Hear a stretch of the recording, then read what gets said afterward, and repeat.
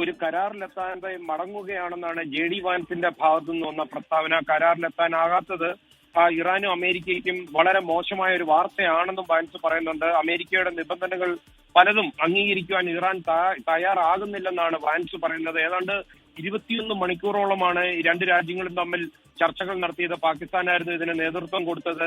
തന്നെയുമല്ല, സാങ്കേതിക കാര്യങ്ങളിലുള്ള ചർച്ചകൾ അടുത്ത ഘട്ടത്തിലേക്ക് നാളെ തുടരാൻ ഇരിക്കുകയാണ്. പെട്ടെന്ന് JD വാൻസിന്റെ ഭാഗത്തു നിന്ന് ഇത്തരമൊരു പ്രസ്താവന വന്നത്. ഇനി ഡൊണാൾഡ് ട്രംപുമായിട്ട് സംസാരിച്ചതിന് ശേഷം ചർച്ചകളിൽ നിന്ന് പിൻവാങ്ങുവാൻ ട്രംപിന്റെ ഭാഗത്തു നിന്ന് എന്തെങ്കിലും നിർദ്ദേശം വന്നോ എന്ന് ഈ സമയത്ത് വ്യക്തവുമല്ല. അതേസമയം ഇറാന്റെ പ്രതികരണം വന്നിട്ടുണ്ട്.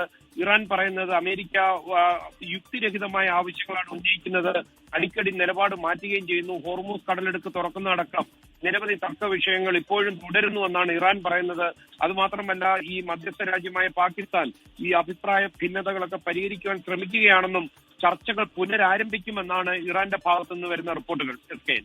ഓക്കെ മധു, ശരിക്കും പറഞ്ഞു കഴിഞ്ഞാൽ ഈ ഇസ്രയേലിന് ഈ യുദ്ധം ഇങ്ങനെ അവസാനിപ്പിക്കണം എന്ന ആഗ്രഹമില്ലാത്തൊരു യാഥാർത്ഥ്യം നിലനിൽക്കെ അമേരിക്കയ്ക്ക് തീർച്ചയായിട്ടും ഈ യുദ്ധത്തിന് തലയൂരണമെന്ന് താല്പര്യമുണ്ടാകും. എന്നാൽ തങ്ങളുടെ പരിധിയിൽ കൊണ്ടുവരാൻ അമേരിക്ക നടന്ന ശ്രമത്തിന്റെ പരാജയമാണോ ഇസ്ലാമാബാദിൽ കണ്ടത്? എന്താണ് നമുക്ക് മനസ്സിലാക്കാൻ കഴിയുന്നത്? പിന്നെ നമ്മൾ ശ്രദ്ധിക്കേണ്ട 4 വിഷയങ്ങളിൽ സംഭവിച്ചത്. ഒന്ന്, ഈ ഹോർമൂസ് കടലിടുക്കിലേക്ക് പെട്ടെന്ന് അമേരിക്കയുടെ 2 പടക്കപ്പലുകൾ വരുന്നു.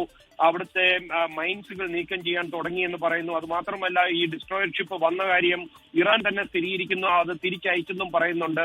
ഇത് കൂടാതെ ഖത്തറിന്റെ ഭാഗത്തുനിന്ന് പെട്ടെന്ന് വന്ന ഒരു സന്ദേശം, നാളെ മുതൽ ഹോർമൂസ് കടലിടുക്ക് പൂർണ്ണമായിട്ടും ഖത്തറിന്റെ ഭാഗത്തുനിന്ന് ഉള്ള കപ്പലുകൾക്ക് പോകാനായിട്ട് 6 മണി മുതൽ വൈകുന്നേരം 6 മണി വരെ തുറന്നു കൊടുക്കും. ഇത് ഇറാനുമായിട്ട് എന്തെങ്കിലും ധാരണയായിട്ടാണോ എന്നറിയത്തില്ല.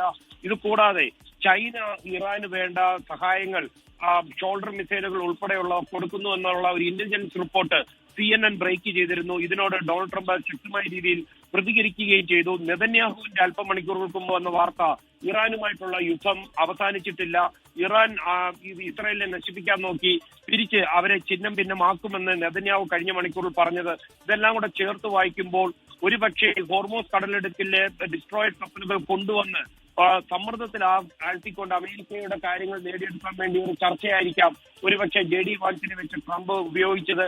നാളെ മുതൽ ഒരുപക്ഷെ ഈ യുദ്ധത്തിന്റെ ഗതി തന്നെ മാറിയേക്കാം.